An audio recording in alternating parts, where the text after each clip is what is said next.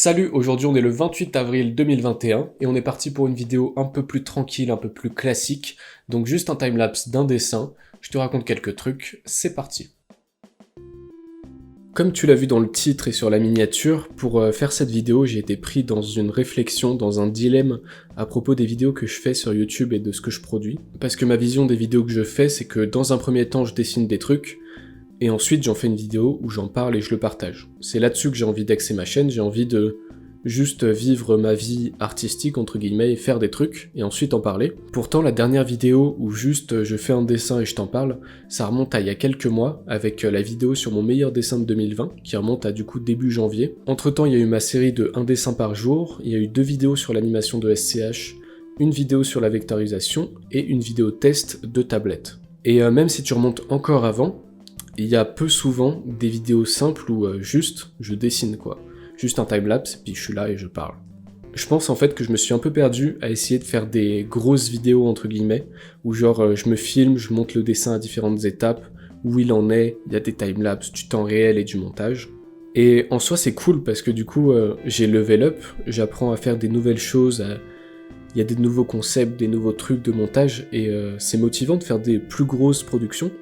Enfin, plus grosse production entre guillemets parce que c'est toujours moi qui parle à un micro devant mon PC, tu vois. Mais il y a un effort de montage en plus, de structure, de rythme et tout, qui a été apporté depuis un certain temps. Et donc, l'importance et le temps de cerveau que nécessite une vidéo a augmenté par rapport à avant. Genre ça me prend beaucoup plus de temps et j'y accorde plus d'importance. Alors que avant, quand je parle de avant, c'était avant 2020 je pense, où juste je mettais des timelapses et j'en parlais parce que j'avais pas forcément le setup pour faire autre chose. Et là en fait je sens que j'ai envie de revenir à ça, de revenir à cette base, parce que c'est ce que je kiffe regarder sur YouTube, des vidéos où vraiment l'intérêt principal c'est le dessin, et il n'y a pas trop d'artifice autour. J'ai vu une vidéo de Kesh récemment, donc c'est un artiste qui est sur YouTube, et justement il parlait de trouver cet équilibre entre faire de bonnes vidéos et faire de bons dessins, et j'ai l'impression que c'était un peu dans l'état dans lequel j'étais, enfin dans le dilemme et la réflexion de pensée dans laquelle j'étais il y a quelques jours. Parce que d'un côté, t'as des dessinateurs qui sont super forts et qui mettent par exemple un timelapse de leur dessin magnifique, sauf que la vidéo elle dure 30 minutes, il n'y a pas d'explication, et avec juste de la musique en fond, c'est difficile à suivre, c'est un peu aride comme contenu, et c'est vraiment des gens qui kiffent de ouf le dessin, qui vont regarder pour essayer d'apprendre un maximum de choses, mais le côté divertissement, il est vraiment limité. Et du coup, ce genre de vidéo, je trouve ça dur à regarder parce qu'au bout d'un moment, t'en as juste marre et t'as juste envie que la personne soit t'explique les techniques que tu pourrais utiliser toi-même, soit qu'elle te parle de ce qu'elle pense, ou alors tu voudrais juste voir le dessin final. Et du coup, de l'autre côté du spectre, t'as les youtubeurs qui dessinent, donc c'est des vidéos super bien produites, tu vois, elles sont bien rythmées, c'est divertissant, il y a des concepts, et du coup c'est beaucoup plus divertissant, c'est facile à regarder.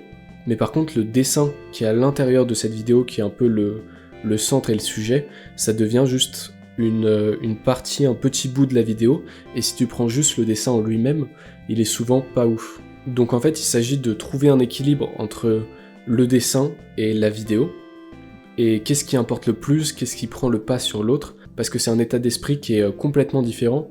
Si tu te dis ok je vais faire une vidéo, et pour faire cette vidéo j'ai besoin d'un dessin, ou alors tu fais le dessin, et ensuite tu fais la vidéo. Et j'ai le sentiment que depuis 2021, depuis que j'ai commencé à faire des vidéos en montrant ma tête, le curseur a un peu penché vers la vidéo, ce qui est positif en soi vu que c'est plus intéressant et regardable qu'avant, mais j'ai aussi l'impression que ça m'a empêché de sortir des vidéos plus simples. En fait, non pas que je me mette de pression en mode je dois sortir des vidéos super produites et tout, mais c'est juste que maintenant quand je fais un dessin plus simple, je peux avoir l'impression qu'il n'y a pas forcément matière pour en faire une vidéo. Et aussi quand je fais un plus gros projet, je pense directement à la vidéo, à quand est-ce que je vais devoir filmer, à quand est-ce que je peux faire des updates pour en parler, etc. Et du coup ça prend beaucoup plus de place et j'y accorde plus d'importance, alors que mon but, à la base, c'est juste partager ce que je fais, tu vois. C'est juste dessiner et en parler. Et du coup je pourrais le faire de la manière la plus simple et la plus directe possible. Et parce que je pense que cette manière simple et directe, c'est la plus... c'est pas forcément la plus intéressante pour tous, mais pour les gens qui kiffent vraiment le dessin, et c'est ça qu'ils aiment à la base, bah je pense que ça leur plaît de ouf. En tout cas moi ça me plaît de ouf, juste des vidéos, un timelapse et quelqu'un qui parle, plutôt que des concepts ou des choses incroyables. Parce que aussi dans cette vision que j'ai de moi ce que je fais sur YouTube, j'ai envie d'être un artiste super fort qui fait des vidéos et pas un YouTuber qui fait des super vidéos mais qui est pas ouf artistiquement, tu vois. Je veux recentrer un petit peu la barre vers le dessin et le côté artistique. Et donc c'est pour ça que dans l'idée, il y aura plus de vidéos comme celle-ci, et aussi il pourrait y en avoir plus souvent vu que c'est un petit peu plus facile à produire, il y a moins besoin de préparation, et juste des trucs spontanés, tu vois, où j'écris des choses, si jamais j'ai des pensées ou des trucs dont je pourrais parler, et je mets le dessin en fond et ça part quoi. Donc voilà à peu près les réflexions que j'ai eues ces derniers jours, parce que justement j'avais ce dessin dont on va parler juste après, où je me disais quelle vidéo je peux faire à propos de ça, comment je peux axer le truc, et j'étais un petit peu perdu, je savais pas ce que j'allais faire, et maintenant j'ai l'impression d'avoir retrouvé la vision que je veux. Donc on aura des vidéos de dessin de chill comme celle-ci, mais il y aura aussi des vidéos sur des plus gros projets qui prendront plus de temps. Mais voilà, faut juste que j'ai un équilibre, et que je trouve un sweet spot où je me sens bien, et le retour des timelapses, voilà, j'espère que ça te plaît en tout cas.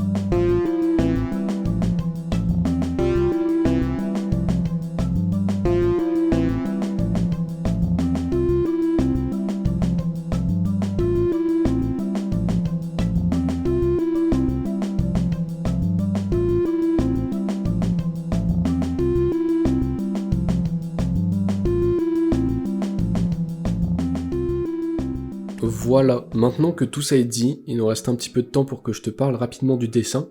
Donc tu l'as vu, ou tu l'as deviné. En fait, ça se trouve, tu l'as même pas vu ni deviné, mais c'est un autoportrait, et ça sera aussi ma nouvelle photo de profil sur les réseaux. L'ancienne commençait à dater un petit peu, mais j'avais juste pas eu l'occasion de faire un dessin qui s'y prête en fait. Tu remarques aussi que contrairement à, je crois, toutes mes anciennes photos de profil, sur celle-ci le personnage sourit, parce que c'est un dessin que j'ai fait quand j'étais content, quand j'étais de bonne humeur. J'avais passé une très bonne journée avec des amis au soleil, et en rentrant chez moi, je cherchais un truc à dessiner, et j'ai fait ce crayonné assez rapidement et spontanément, juste avant d'aller me coucher. Et donc c'est un dessin que j'ai fait rapidement en quelques jours, et je me suis dit directement que ça partait en photo de profil, parce que j'aimais bien la vibe, et le fait que le personnage sourit, il est de bonne humeur, c'est une bonne ambiance. Voilà. Bon évidemment, quelques jours après ce dessin, on rentrait dans le 3e confinement, mais c'est une autre histoire. D'ailleurs à ce propos, sur ma dernière photo de profil, pendant le premier confinement, j'avais rajouté un masque par-dessus, et je m'étais dit que j'allais le garder jusqu'à la fin de cette petite pandémie mondiale, mais vu que ça commence à faire plutôt long, ce dessin n'y aura pas droit, et on le laisse juste avec son sourire, parce que on en a besoin je crois.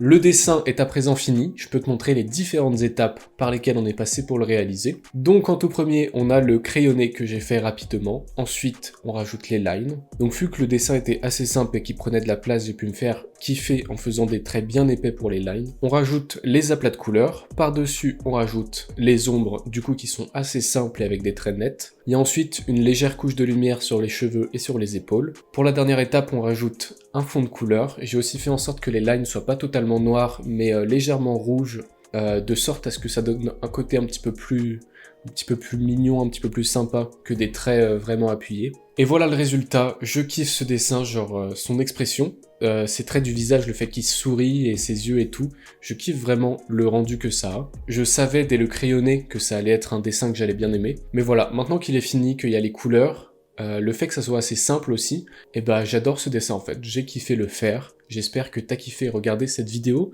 On peut aussi regarder ce que ça donne en tant que photo de profil, et c'est maintenant la photo que je vais utiliser sur Instagram, YouTube et tous les autres réseaux sur lesquels tu peux d'ailleurs me suivre. Et voilà, on en a fini avec cette vidéo. Si t'es encore là à m'écouter parler, c'est probablement que ça t'a au minimum un peu intéressé, et donc tu peux commenter, donner ton avis sur ce que t'as bien aimé, ce que t'as pas aimé. Tu peux mettre un like si t'as apprécié, et tu peux aussi partager ça à quelqu'un que ça intéresserait si jamais. Tu peux visiter ma boutique de vêtements où tu retrouveras ce genre de sap. Et moi je te dis à bientôt dans une prochaine vidéo. Salut!